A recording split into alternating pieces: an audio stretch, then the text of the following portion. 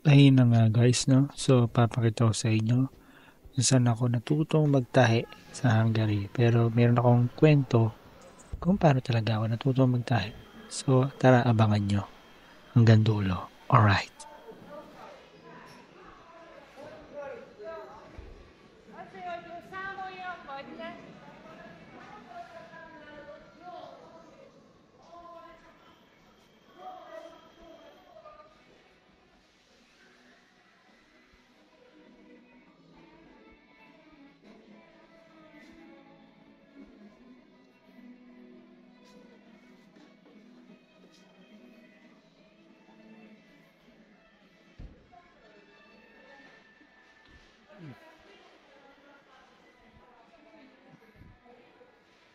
Paano ko natutunan ang pagtatahi?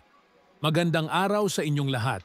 Ako si Purple O at gusto kong ibahagi kung paano ko natutunan ang pagtatahi. Noong bata pa ako, madalas kong pinapanood ang lola ko habang siya ay nagtatahi ng mga damit.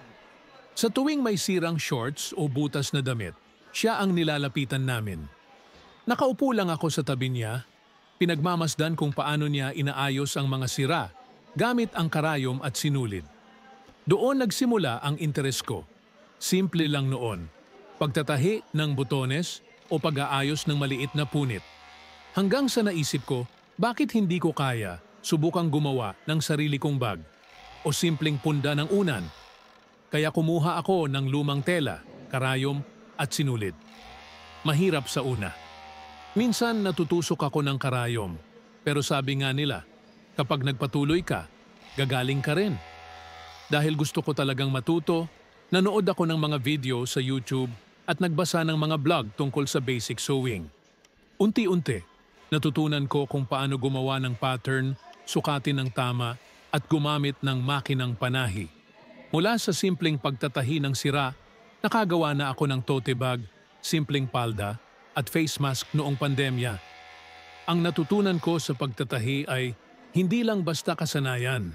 Ito ay nagturo sa akin ng disiplina, tiyaga at pagiging malikhain.